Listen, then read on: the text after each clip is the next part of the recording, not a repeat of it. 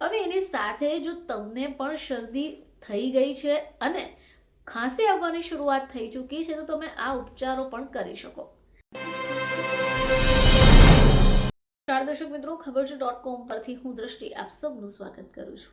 દર્શક મિત્રો, હાલમાં જ શિયાળાની ઋતુ શરૂ થઈ ગઈ છે અને આ ઋતુ શરૂ થાય એટલે ઠંડી લાગવાની શરૂ થઈ જાય. જે રીતે ઋતુ બદલાય એટલે ઇમ્યુનિટી પાવરમાં પણ વધઘટ થાય અને આ જ કારણ છે કે શરદી, ખાંસી, ઉધરસ, તાવ, ઇન્ફેક્શન આવા સામાન્ય રોગો આપણને લાગુ પડી જાય. જેમ વાતાવરણ બદલી થાય તેની સીધી અસર શરીર પર પણ દેખાવાની શરૂ થઈ જાય.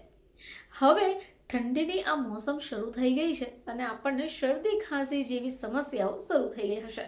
ઠંડીની ઋતુમાં શરદી ઉધરસના કેસમાં સતત વધારા જોવા મળી રહ્યા છે. હવે આવામાં તમે જો દવા કરવા ન ઈચ્છતા હોય તો ઘણા બધા ઘરોમાં ઘરેલું ઉપચાર પણ જોવા મળતા હોય છે. તો મધ અને આદુ ઉધરસમાંથી રાહત મેળવવા માટેનો સૌથી બેસ્ટ ઉપાય છે. હવે ઘણા બધા લોકો જ્યારે શરદી થાય કે કફ જામી જાય તો દવાની જગ્યા ઉપર ઘરેલું ઉપચારને પ્રાથમિકતા આપતા હોય છે અને ખાસ કરીને લોકો આવી ઋતુમાં જો શરદી થઈ જાય તો બાફ લેવાનું પ્રિફર કરતા હોય છે.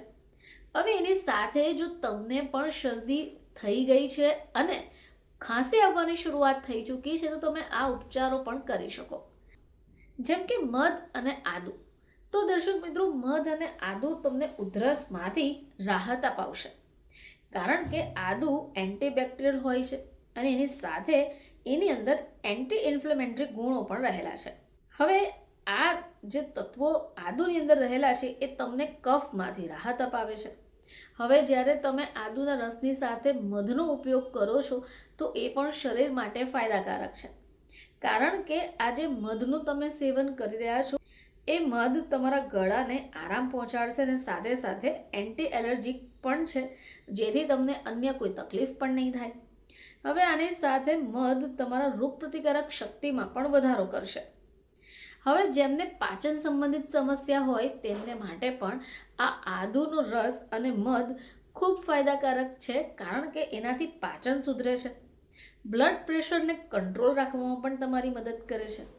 જો તમને સ્ટ્રેસ થઈ રહ્યો છે તો પણ તમને આ આદુનો રસ અને મધ મદદ કરશે, કારણ કે એ સ્ટ્રેસ ઓછું કરવાનું કામ પણ કરે છે. તો દર્શક મિત્રો, આદુનો રસ અને મધને મિક્સ કરીને જો સેવન કરવામાં આવે તો શરીરને ફાયદા થઈ શકે તેમ છે. અને ખાસ કરીને આ ઋતુ જ્યારે બદલાઈ રહી છે અને જેમને પણ ઉધરસની તકલીફ થઈ રહી હોય તેમણે આ ઉપાય કરી શકાય. ફરીથી તમારી સમક્ષ હાજર થઈશું, ત્યાં સુધી જોતા રહેજો ખબર છે .com.